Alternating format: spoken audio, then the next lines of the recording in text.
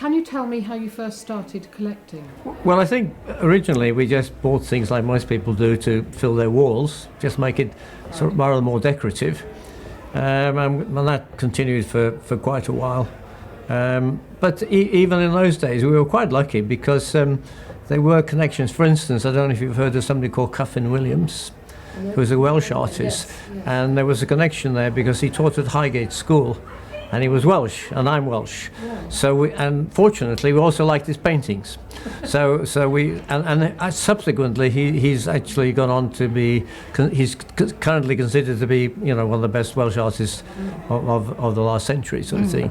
So even in those days, we seem to, without being sort of arrogant now, a bit of an eye to what has done well. But then, for some reason, it was early 90s, we decided we'd take this a little bit more seriously, and that meant going to museums, buying some of the magazines, starting to go to auctions.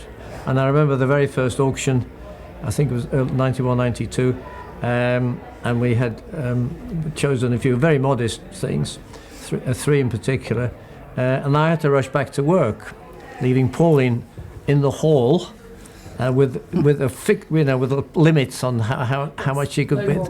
And then, of course, I rang up. She'd actually got all three, because I don't know if you remember, early 90s, the market was absolutely on its knees. And looking back, what we should have done, we should have bought everything in sight in the early 90s. Yeah. But of course, you can't do that. But that really started it more seriously. And I'm trying to think who was the first.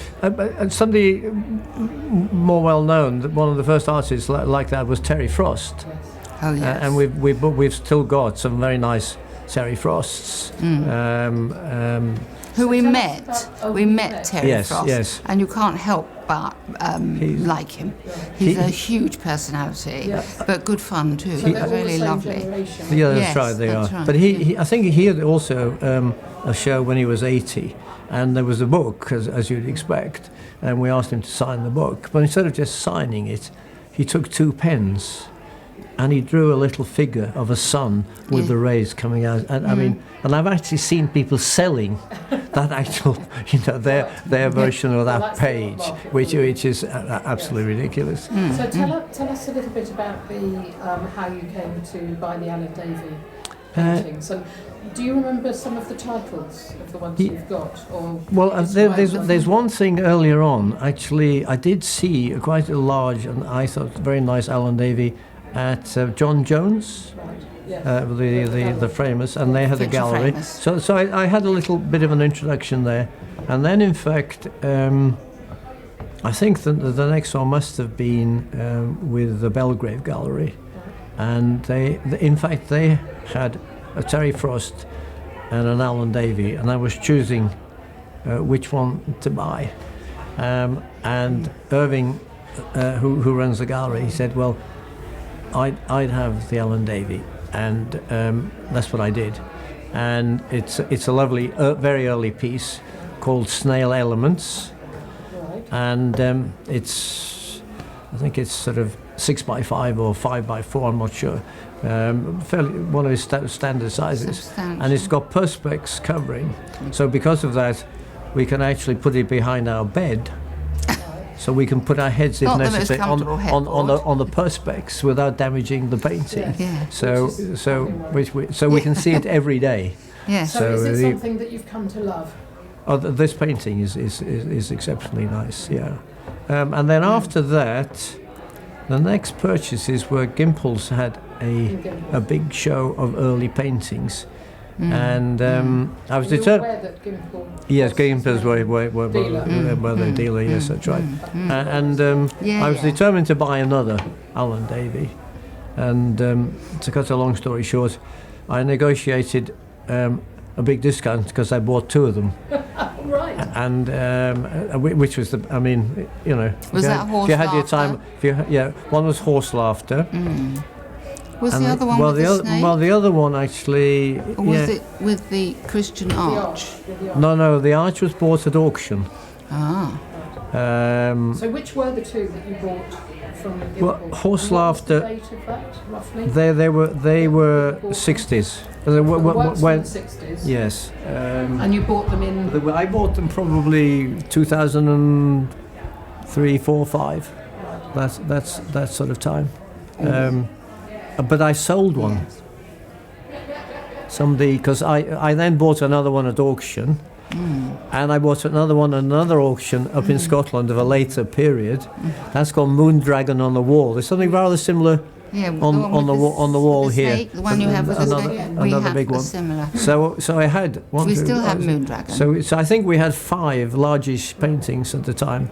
And I thought, well, you know, our house is quite nice, but it's not limitless. You so haven't so got we any enormous so we, we, gallery. we can't have everything on the wall. So Family we, have a lot. so we decided to They sell have one of them. in their houses. What, Our the rest of your paintings. family? The rest of the Yes, family, yeah, So yeah, yeah. you collect on And their then behalf. they come they- and they- choose. they- They're they- allowed to choose. They So can- tell us a bit about why you liked those Alan Davies, why you bought Well, them, what did you like about them? I think if you came to the house, the one thing, it's interesting. The name of the exhibition here is colour. As far as I'm concerned, colour is everything, Yeah. and strong colour. If you came with that, I mean, it's the first thing that Yes. would hit you. Yes, it Nearly would. all the paintings are strong colour, and the snail elements is, in fact, apart from the snail elements, it's got a sort of a layer of beautiful yellow. He did like. Yeah, yeah. Yes, which it is does. which is Yeah, yeah, which yeah. is which is wonderful. Yes, that's true. So so And is there anything else that appealed about the work? The energy. well, that's right. Rather more for me than for Pauline. I rather like the slightly more Jackson Pollock. Yes. Throw it on. Gestural. Gestural Yes, bits, yes, and yes. especially one of them's called one's called Horse Laughter. That's very much like that. Oh, it is It's quite. it's a bigger painting, and I mean It's in our sitting room. it's sort of In the sitting room. the sitting room, right? You so see it's it got a all the star. time. It's- Star it's position. very Definitely. very strong colour and very Oh, very dynamic. strong. Yeah, Yeah. yeah, yeah. What do you like about the Alan Davie works? Well, you see, for me, I find them quite difficult. Right. I find many of them what I would call slightly aggressive. They have a very dramatic, aggressive thing, which is quite difficult to take on board in a domestic setting. And so I'm less keen from that point of view. We have other works that I'm more in love with. It's a more domestic, perhaps Yes, more calm. yeah.